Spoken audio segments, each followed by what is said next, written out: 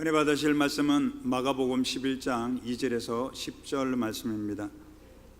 마가복음 11장 2절에서 10절 말씀을 다 같이 봉독하시겠습니다. 이르시되 너희는 맞은편 마을로 가라. 그리로 들어가면 곧 아직 아무도 타보지 않은 나귀 새끼가 메어 있는 것을 보리니 풀어 끌고 오라. 만일 누가 너희에게 왜 이렇게 하느냐 묻거든 주가 쓰시겠다 하라.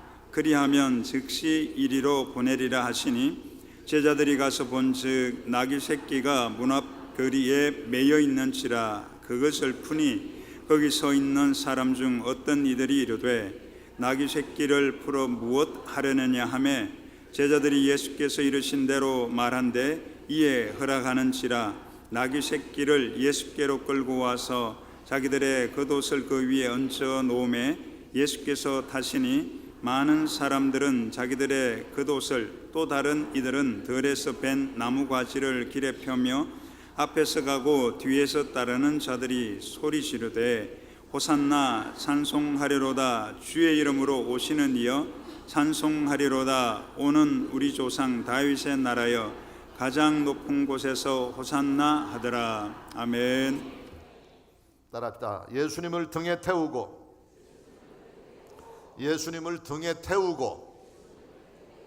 우리 함께 봉독한 말씀 마가복음 11장 2절부터 10절까지의 말씀 본문으로 해서 예수님을 등에 태우고 이와 같은 제목으로 하나님 말씀 함께 살펴보기 원합니다. 우리가 말씀드렸고 함께 찬송한 것처럼 오늘은 종려주일입니다.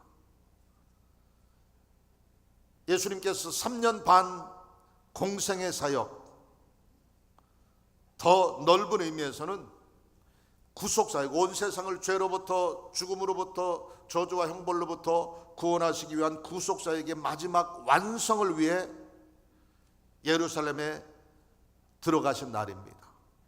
십자가를 지기 위해 올라가신 날입니다. 죽기 위해 예루살렘에 들어가신 날입니다. 그 예루살렘에 입성하시는 예수님이 어린 나귀를 타고 예루살렘을 지날 때에 그 성에 있는 모든 백성들이 나와서 종려나무 가지를 흔들며 호산나 다윗의 자손이여 열렬히 환영하고 예수님을 맞이했다고 그랬어요. 나귀를 타고 가는 예수님 지나가는 길목에 겉옷을 벗어서 깔아놓고 종려나무 가지를 흔들면서 예수님을 환영했기 때문에 이 날을 종려주일 이렇게 이야기합니다. 종려나무의 모습이 사진으로 준비가 됐는데요. 안 넘어갑니까? 이건 예루살렘이 나귀를 타고 입성하시는 장면을 상상해서 구성한 것이고요. 그 다음 또 계속해서 보여주시기 바랍니다. 이거는 이제 종려주일을 맞이해서 현대 그 상징적으로 저런 행사를 기독교 행사를 벌이는 모습이요. 그 다음에 종려나무, 저게 바로 종려나무입니다. 야자나무예요. 야자나무. 종려나무가 거창한 나무가 아니고 야자나무를 꺾어서 길바닥에 옷과 더불어 깔아놓고 종려나무 가지를 흔들면서 호산나 다윗의 자손이 예수님을 열렬히 환영했기 때문에 그날을 종려주일 이렇게 이야기하는 겁니다.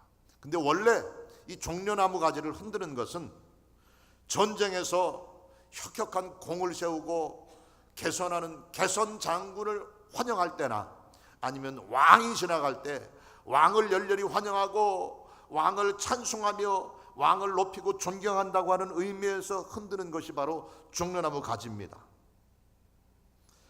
그 당시 이스라엘은 로마의 압제를 받고 있는 식민지였었어요.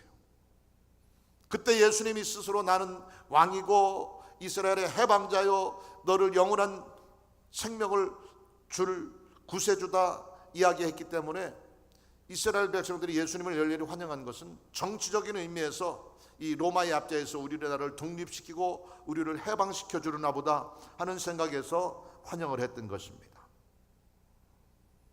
그러나 예수님은 전쟁이나 정치적인 어떤 신념과 상관없는 세상의 권력을 가진 왕이 아니라 평화의 왕이셨습니다. 용맹스러운 말을 타고 위험 있게 지나가는 그런 정치적인 관점에서의 권세를 가진 분이 아니었습니다. 그렇기 때문에 나귀를 타고 예루살렘에 들어가신 거예요. 정확하게 얘기해서 나귀 중에서도 한 번도 사람이 타본 적이 없는 나귀 새끼. 오해하지 마시고 들으시기 바랍니다. 저게 강단에서 욕하네. 오해하지 마시고 어린 나귀, 오늘 성경이 그대로 한 번도 사람이 타보지 않은 나귀 새끼를 타고 입성하셨어요. 말씀드린 것처럼 개선 장군이나 왕이 타는 황금 마차나 용맹스러운 말을 타고 지나간 것이 아니라 나귀를 타고 예루살렘에 들어가신 거예요. 나귀는 평화에 상징하는 동물입니다. 왕이나 개선 장군이 타는 위험 있고 권력 있어 보이는 용맹스러운 동물이 아닙니다. 스가랴서 9장 9절에 그 사실을 이렇게 기록하고 있습니다. 시온에 따라 크게 기뻐할지어다. 예루살렘에 따라 즐거이 부를지어다. 보라, 내 왕이 내게 임하시나니 그는 공의로우시며 구원을 베푸시며 겸손하여 나귀를 타시나니 나귀의 작은 것 곧 나귀 새끼니라 말하고 있습니다. 어린 나귀 새끼라고 하는 것은 평화의 왕으로, 겸손함으로, 온유함으로 온 인류를, 온 세상을 구원하고 세상에 참된 생명을 주시기 위한 섬김의 모습으로 오신 예수님이라고 하는 것을 상징적으로 세상에 알리기 위해서 어린 나귀를 타고 입성하신 것입니다. 오늘 본문을 중심으로 해서 저는 이 종려주일을 맞이해 예루살렘에 입성하시는 예수님을 위해 기꺼이 자기 등을 내어드린 어린 나귀 새끼의 모습을 주목해서 보면서 주님을 섬기는 저와 여러분의 신앙 안에서 주를 위한 헌신과 섬김의 모습, 섬김의 자세가 어때야 되는가 하는 것을 교훈 얻고자 하는 것입니다. 우리 각자의 하나님이 주신 직분과 사명과 역할을 따라서 주님을 섬기고 있는데 어떤 자세로 주님을 섬겨야 하나 하는 귀한 교훈을 얻고자 합니다. 첫 번째로 따라합시다. 순종으로 섬겨야 한다. 순종으로 섬겨야 한다. 믿습니까? 주님을 섬기는 자의 기본적인 자세가 바로 순종입니다. 주의 종으로, 장로님으로, 권사님으로, 안수집사님으로, 또 지역장으로, 구역장으로 여러 가지 직분과 사명을 따라서 어떤 사람은 교사로, 어떤 사람은 찬양대로, 어떤 사람은 보이지 않는 곳에서 은밀히 몸바쳐 헌신하고 충성하는 모습으로 주를 섬기는 각자의 모습, 각자의 방법은 다를지 모르지만 기본적인 주님을 섬기는 자가 구비해야 될 첫 번째 자세는 바로 순종입니다. 하느님의 똑같은 권세와 영광을 가지신 예수님께서 하늘 영광 버리고 종의 모습으로, 낮고 천한 죄인의 모습으로 이 땅에 오신 예수님의 삶 자체가 바로 순종의 모범입니다. 겸손과 순종의 모습이라고 할 수 있습니다. 위대한 왕이시고 만유의 주가 되신 주님께서 어린 나귀를 타고 입성하신 것 자체가 바로 겸손과 순종의 모습인 것입니다. 이 예루살렘에 2000년 전 어린 나귀를 타고 들어가시는 예수님의 그 종려주일의 그 장면을 통해서 순종의 여러 가지 모습들을 살펴볼 수 있습니다. 오늘 본문의 내용에 보니까 예루살렘에 들어가시도록 준비하면서 제자 중에 2명에게 맞은편으로 가서 그 한 마을에 매여 있는 나귀 새끼를 풀어서 끌고 오라 주님이 명령했어요. 여기서 매어 있는 나귀라고 그랬어요. 매어 있었다고 하는 것은 누군가 주인이 있다고 하는 거예요. 근데 그 주인이 있는 그 나귀 새끼를 그냥 무조건 끌고 오려는 거예요. 이거 세상 말로 이거 도둑질하는 겁니다. 이거 절도죄로 고발당할 수 있는 거예요. 그런 상황이었는데 제자들은 두말 않고 주님이 명령하신 대로 순종했어요. 또 만약에 왜 나귀를 풀어가느냐고 묻거든 따라합시다. 주가 쓰시겠다 하라. 주가 쓰시겠다 하라. 이 지시를 받고 제자들은 즉시로 가서 나귀를 데리고 오기 위해 마을에 들어갔고요. 마침 그곳에 나귀가 어미와 새끼가 함께 매여 있는 것을 보게 됐습니다. 그때 제자들은 주인의 책망도 각오하고 사람들의 비난도 각오하고 이유 없이 남의 나귀를 가지고 가면 이거는 큰 곤욕을 치를지도 모르는 상황이었지만 주님의 명령, 주님의 말씀에 그들이 전적으로 순종했던 것입니다. 이 제자들의 순종, 이것이 2000년 전 종려주의를 빛나게 한 것입니다. 또 더불어서 또 한 가지 순종의 모습을 발견할 수 있는데 바로 나귀 주인의 순종입니다. 자기 나귀를 듣도 보도 못한 웬 사람이 와가지고 자기 나귀를 끌고 가는 거예요. 그럴 때 왜 내 나귀를 끌고 가느냐 물어볼 때 주가 쓰시겠다 말씀하셨을 때 그 말씀을 듣고 주님을 위해서 기꺼이 자기 나귀를 내어드린 나귀 주인의 순종이 있습니다. 제자들의 순종과 나귀 주인의 순종, 거기에 더불어서 우리가 더 집중적으로 주목해야 될 또 한 순종의 모습이 있습니다. 바로 나귀 새끼의 순종입니다. 난데없이 웬 사람이 와가지고 자기를 끌고 갑니다. 지금까지 엄마 곁에서, 어미 곁에서 편안히 어미의 보호를 받고 사랑을 받으며 지냈던 나귀 새끼 입장에서는 갑자기 어미와 헤어져야 했고 한 번도 자기 등에 무언가를 얹어놓은 적이 없었는데 그곳에 웬 청년이 자기 등에 올라탑니다. 다리가 후들거리고 등이 아프고 힘들고 무거웠을 것입니다. 졸지에 끌려와서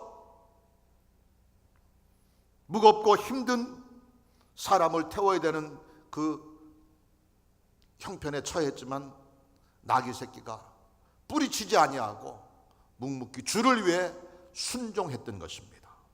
그 결과 인류 구원의 역사적인 위대한 사건, 종려주일 시초의 사건에 가장 자랑스러운 영광스러운 구원의 도구로 쓰임받는 은총을 이 어린 나귀가 누리게 된 줄 믿으시기 바랍니다. 순종, 이것이 바로 축복의 비결입니다. 순종, 이게 바로 하나님의 은혜 자리에 나가는 통로인 것이며 주를 위해 모든 것 들여 기꺼이 순종할 때 마침내 큰 영광의 자리에 나아가게 될 수 있는 것 기억하시기 바랍니다.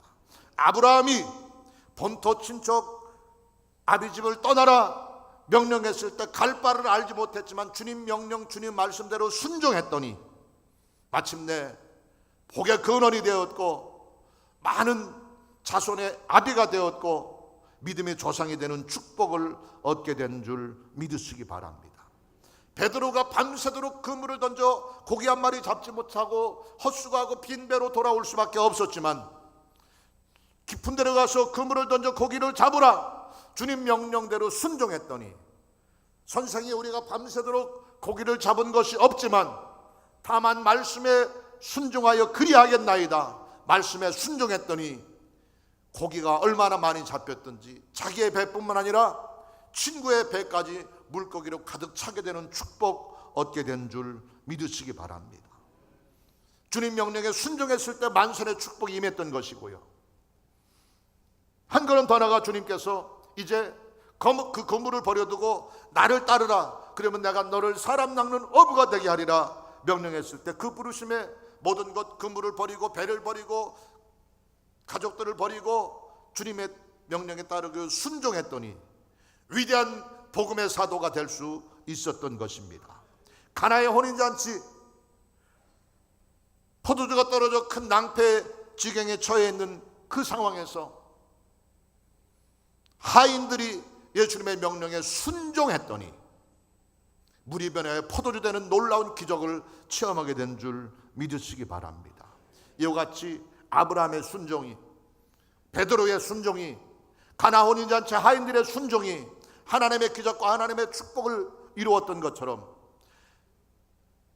건너편 마을에 가서 새끼 나귀를 데려오라 명령하는 주님 명령에 순종했던 제자들, 자신의 나귀를 기꺼이 주님을 위해 주님이 쓰시겠다 할 때 내어드렸던 나귀 주인의 순종, 더 나아가서 주님을 자기 등에 태워드리고 주님의 쓰심에 기꺼이 힘들고 어려웠지만 자기 등을 내어드렸던 어린 나귀의 순종, 이것이 위대한 구원의 역사를 완성하게 된 줄 믿으시기 바랍니다. 그러므로 우리도 이 종려주의를 맞이하면서 주께서 쓰시겠다 우리를 부르시고 우리를 찾으실 때 기꺼이 순종하고 모든 것 내어드리고 주님 앞에 따르며 내 등을 주님을 위해 내어드릴 수 있는 순종의 결단이 있게 되기를 예수님 이름으로 축원합니다. 두 번째로 따라합시다. 순전함과 충성으로 섬겨야 한다. 순전함과 충성으로 섬겨야 한다. 예수님을 등에 태웠던 이 나귀가 주에게 보여드렸던 또 한 가지 진정한 섬김의 모습은 바로 순전함과 충성으로 섬겼다고 하는 겁니다. 예수님께서 아직 아무도 타보지 않은 나귀 새끼를 타셨어요. 아무도 타지 않은 나귀라고 하는 것은 사람의 손때가 묻지 않고 사람에게 오염되지 않은 순결한 것, 이게 바로 나귀 새끼, 어린 나귀의 모습입니다. 하나님이 받으시기에 합당한 하나님의 도구는 순결한 것이어야 되고요, 더불어서 첫 것, 만물이라고 그러죠. 만물, 제일 처음의 것, 이것을 주께 드리는 것이 진정한 섬김의 모습입니다. 이 어린 나귀 입장에서는 한 번도 자기 등에 아무것도 태운 적이 없는 순결하고 깨끗한 것이었잖아요. 거기에 제일 처음 그 등에 태운 것이 바로 예수님이었던 것입니다.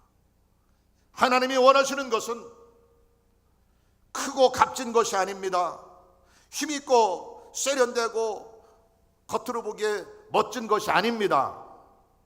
그냥 깨끗하고 순결하면 돼요. 죄짓지 않고 세상에 오염되지 않고 더럽혀지지 않은 처음에 순결하고 신실하고 정직한 그 순전한 모습, 그것을 주님께서 요구하시는 것이기에 사람이 타보지 않은 나귀 새끼를 사용하신 것입니다. 민수기 19장 2절에 이렇게 기록하고 있습니다. 야훼께서 명령하시는 법의 율례를 이제 이르노니 이스라엘 자손에게 일러서 온전하여 흠이 없고 아직 멍에 매지 아니한 붉은 암송아지를 내게로 끌어오게 하고, 이렇게 말하고 있습니다. 그래서 민수기에는 아사셀 염소에 대한 설명을 하는 부분인데, 아사셀에 대한 부분은 나중에 기회가 있으면 설명을 드리도록 하는데, 어쨌거나 하나님이 쓰시기를 원하시는, 하나님이 사용하시는 도구는 흠이 없어야 되고요, 순절해야 되고요, 깨끗해야 되는 것입니다. 또 디모데후서 2장 21절 말씀에도 그러므로 누구든지 이런 것에서 자기를 깨끗하게 하면 귀히 쓰는 그릇이 되어 거룩하고 주인의 쓰심에 합당하며 모든 선한 일에 준비함이 되리라 말하고 있습니다. 주님이 쓰시는 사람은 깨끗하고 흠없는 순전하고 거룩한 사람인 것 기억하시기 바랍니다. 지난주 지지난주 우리가 살펴본 요셉이 하나님께 특별한 은혜를 받고 하나님의 함께 하심의 능력 안에서 형통한 삶을 누릴 수 있었던 비결은 그가 영적인 순결함을 지켰기 때문입니다. 하나님 앞에서, 자기 주인 앞에서 자기 스스로에게 깨끗하고 정결함, 순결함을 지키고자 애쓰고 몸부림쳤고, 그것 때문에 누명을 쓰기도 하고 그것 때문에 미움을 받기도 하고 그것 때문에 죽음의 지경에 빠지기도 했었지만, 끝까지 영적인 순결을 지켰을 때 하나님이 그와 함께 하셨고 그의 범사를 형통케 하신 줄 믿으시기 바랍니다. 다니엘과 세 친구들 포로로 잡혀가 이방 나라에서 많은 영적인 도전과 위협이 있었지만 끝까지 영적인 순결, 영적인 전결함, 영적인 순전함을 지켰을 때에 풀무불에 던져지는 위험을 만나기도 했고, 사자굴에서 사자 먹이가 될 죽음의 위험에 처하기도 했었지만, 끝까지 목숨 걸고 하나님을 향한 영적 순결을 지켰을 때에 오히려 그들을 건져주셨고 높이시고 존귀케 한 줄 믿으시기 바랍니다. 우리도 하나님의 뜻, 하나님의 도구로 쓰임받기를 원한다고 한다면 순결해야 돼요. 거룩함으로, 진실함으로, 정직함으로, 신실함으로 영적 순결을 지켜 주님의 쓰심에 귀하게 합당한 모습으로 구비될 수 있기를 예수님의 이름으로 축원합니다.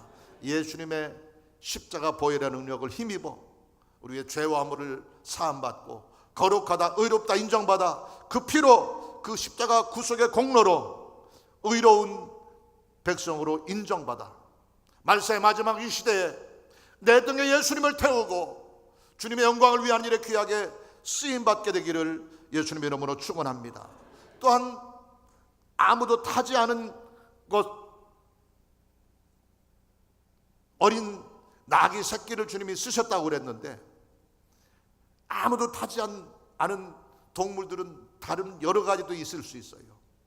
야생마도 한 번도 사람을 태우지 않은 들에서 자란 힘있는 야생마를 길들여서 그것을 주님이 타실 수도 있었어요. 아니면 다른 새로 멋진 마차를 만들어서 아무도 타보지 않은 새 마차를 주님이 탈 수도 있었어요. 그러나 주님은 하필 가장 약하고 어린 나귀 등에 주님을 태우고서는 힘들어서 한 걸음 한 걸음 다리가 후들거려서 제대로 걷지도 못할 보잘것없고 연약한 어린 나귀를 데려오도록 명령하신 이유는 무엇일까요? 하나님은 2000년 전이나 말세의 마지막 이 시대나 힘있고 실력있고 능력이 뛰어난 사람을 찾으시는 것이 아니라 실력은 좀 부족하지만 능력은 좀 부족하지만 최선을 다하는 성실하고 충성된 사람을 찾으신다고 하는 것입니다. 부족하지만 마음과 뜻과 정성을 다해 충성 다하는 자세, 그것을 주님께서 우리에게 요구하시는 것입니다. 부자의 많은 돈보다 과부의 2렙돈을 주님께서 더 귀히 여기셨어요.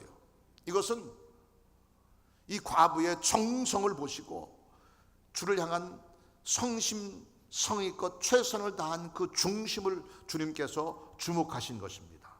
마찬가지로 연약한 나귀이지만 한 걸음 한 걸음 주님을 자기 등에 태우고 최선을 다해서 죽을 힘을 다해 주를 위해 헌신하고 충성하며 주 앞에 귀하게 사용되어지기 위해 힘쓰는 그 어린 나귀의 모습, 그것을 주님께서 중히 여기셨다고 하는 것입니다. 요한계시록 2장 10절에 우리가 잘 알고 있는 것처럼 이렇게 기록하고 있습니다. 내가 죽도록 충성하라, 그리하면 생명의 관을 내게 주리라. 할렐루야. 주님을 모시는 일은 어린 나귀의 입장에서도 마찬가지고 저와 여러분의 삶에서도 마찬가지고 주님을 모시는 일은 분명히 힘든 일입니다. 어려운 일입니다. 고통스러운 일입니다. 손해를 각오해야 되는 일이고 철저히 내 모든 것을 희생해야 되는 일입니다. 십자가를 지는 것 같은 희생과 헌신이 요구되는 일이지만 그 일을 통해서 주님을 위해 귀하게 쓰임받을 수 있다고 한다면 이것보다 더 자랑스럽고 이것보다 더 영광스러운 것은 없는 것입니다. 그러므로 100% 힘다하는 수고가 필요한 것이지만 주를 위해 최선을 다하고 충성을 다할 때 하나님은 반드시 큰 역사를 이루실 줄로 믿습니다. 많은 것을 가진 능력자보다 부족하지만 충성 다하는 자를 이 시대에도 주께서 부르고 계신다는 사실을 기억하시기 바랍니다. 고린도전서 1장에 우리가 잘 알고 있는 것처럼 하나님은 세상에 미련한 자들을 택해서 지혜 있는 자들을 부끄럽게 하시고 세상에 약한 것들을 택해서 강한 것들을 부끄럽게 하시고 세상에 천한 것들, 멸시받는 것들, 없는 것들을 택해서 있는 것들을 폐하시려고 한다고 기록하고 있습니다. 이 시대에 주님께서 저와 여러분을 나귀로 쓰시려고 부르고 계십니다. 주가 쓰시겠다 하라. 주님의 음성에 귀를 기울이고 내 등에 예수님을 태우는 헌신의 결단이 다시금 우리 가운데 있게 되기를 예수님 이름으로 축원합니다. 주님을 등에 태운 어린 나귀처럼 힘들고 어렵고 부족하지만 주님 앞에 최선 다해 헌신하고 희생하며 진정한 섬김의 자세로 충성할 때 주님께서 반드시 우리를 통해서도 위대한 역사를 아름답게 이루실 줄로 믿습니다. 고린도전서 4장 1절에 이렇게 기록하고 있습니다. 사람이 마땅히 우리를 그리스도의 일꾼이요 하나님의 비밀을 맡은 자로 여길지어다. 그리고 따라합시다. 맡은 자들에게 구할 것은 충성이니라. 믿습니까? 주님 안에서 순전함으로 충성하는 섬김을 통해 하나님께 귀하게 쓰임받는 영적 나귀의 삶 살게 되시기를 예수님 이름으로 축원합니다. 세 번째 마지막으로 따르다. 기쁨으로 모셔야 한다. 기쁨으로 모셔야 한다. 믿습니까? 2000년 전 예루살렘 성어기에 예수님이 나귀를 타고 지나가는 길목에 많은 군중들이 열렬히 예수님을 환영하고 예수님을 찬양함으로 2000년 전 최초의 종려주일이 빛날 수 있었던 것입니다. 그들이 예수님을 열렬히 환영했어요. 백성들이 나와서 어떤 사람은 겉옷을 벗어서 예수님 지나가는 길목에 깔고 또 자기의 옷을 벗어서 나귀 등에 안장처럼 올려놓고 그 위에 예수님이 앉게 했고 종려나무 가지를 꺾어서 그것을 길바닥에 깔기도 하고 어떤 이들은 종려나무 가지를 흔들면서 큰 소리로 외친 것이 호산나 찬송하리로다. 주의 이름으로 오시는 이여 가장 높은 곳에서 호산나 하더라. 열렬히 주님을 환영하고 찬송하고 기쁨으로 영접했다고 하는 것입니다. 날마다 우리의 삶이 우리에게 찾아오시는 예수님을 기쁨으로 환영하고 모셔드리고 그분을 찬양하며 그분 안에서 영적 축제, 영적 평강, 영적 즐거움을 누리고 맛보는 은총의 나날들 되시기를 예수님 이름으로 축원합니다. 예수님 안에서 기뻐하고 주님과 함께 즐거워하며 주님 때문에 영적 축제의 감격을 맛보는 은혜가 저와 여러분 가운데 날마다 넘치게 되시기를 예수님 이름으로 축원합니다. 예수님을 위해 기꺼이 자기 등을 내어드린 어린 나귀, 이 장면에서 온 예루살렘 백성들로부터 열렬한 환영을 받게 될 때에 등에 태운 예수님 덕분에 이 나귀도 덩달아 영광을 받게 되었고 찬양을 받게 되었고 환영을 받게 된 것 기억하시기 바랍니다. 예수님 덕분에 예수님 등에 태운 까닭에 우리를 하나님이 존귀케 하시고 우리에게 영광을 주시고 참 생명과 기쁨과 영적 희락을 주시게 되는 것입니다. 그러므로 어린 나귀이지만 보잘것없고 힘없는 새끼 나귀이지만 그 등에 예수님을 태우고 자기 등을 주님을 위해 내어드릴 때에 예수님과 더불어 영광과 기쁨과 환영을 받을 수 있었던 것입니다. 우리 안에 이와 같은 기쁨과 감격이 날마다 넘치게 되기를 예수님 이름으로 축원합니다. 그런데 착각하지 말아야 돼요. 어느 글에서 제가 어느 책에서 이런 글을 본 적이 있어요. 무슨 옷이 걸리든지 네가 옷이라고 착각하지 말아라. 이게 세탁소에 있는 선배 옷걸이가 후배 옷걸이한테 경고한 거예요. 가르쳐 준 거예요. 무슨 옷이 걸리든지 그게 네가 그 옷이라고 착각하지 말아라. 내가 능력 있고 내가 잘나서 이 자리에 있다고 착각하지 마시기 바랍니다. 우리는 주님의 도구일 뿐인 거예요. 세탁소에 있는 옷걸이들은 세탁소 주인의 도구일 뿐이에요. 그 옷걸이에 세탁소 주인이 밍크 코트를 걸어놓으면 밍크 코트 옷걸이가 되는 것이고 작업복 청바지 걸어놓으면 청바지를 걸고 있는 옷걸이가 되는 것인데 옷걸이들이 착각을 하거든요. 나는 밍크 코트 걸리고 있는데 쟤는 저 작업복 싸구려 작업복 걸고 있네, 무시하거든요.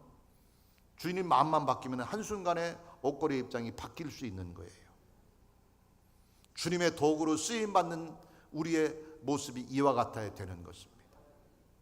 자격이 있어서 내가 주님 일꾼 된 게 아니고, 실력이 있어서 내가 주님의 일꾼 된 게 아니라는 사실을 늘 기억하시고, 나의 나된 것은 하나님의 은혜요, 나를 이렇게 쓰시는 것이 하나님이 나를 택하신 은혜인 것을 기억하고, 어떤 모양으로 어떤 직분으로 어떤 자리로 우리를 주님의 일꾼 삼으시든지 그것에 감사하고 순종하며 충성 다하고 주어진 일에 기쁨으로 최선 다하는 저와 여러분 되시기를 예수님 이름으로 축원합니다.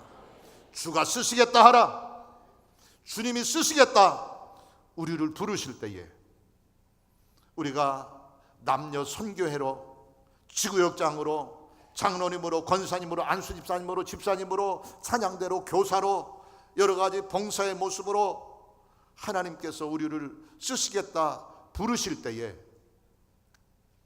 이 예수님을 등에 태운 새끼 나귀처럼 주님의 부르심에 순종하게 되시기 바랍니다. 순전함으로 충성 다하시기 바랍니다. 기쁨으로 주님을 섬기심으로 주님 앞에 인정받고 주님 덕택에 더불어 우리도 존귀게 되고 영광과 축복의 자리에 들어갈 수 있는 은혜 있게 되기를 예수님 이름으로 축원합니다. 이 마음 가지고 이 거룩하고 뜻깊은 2018년도 종려주의를 기쁨으로 시작하고 맞이하며 한 주간 그리스도의 고난에 동참함으로 영광된 부활의 감격을 맞이할 수 있는 우리 모두가 되시기를 예수님의 이름으로 축원합니다.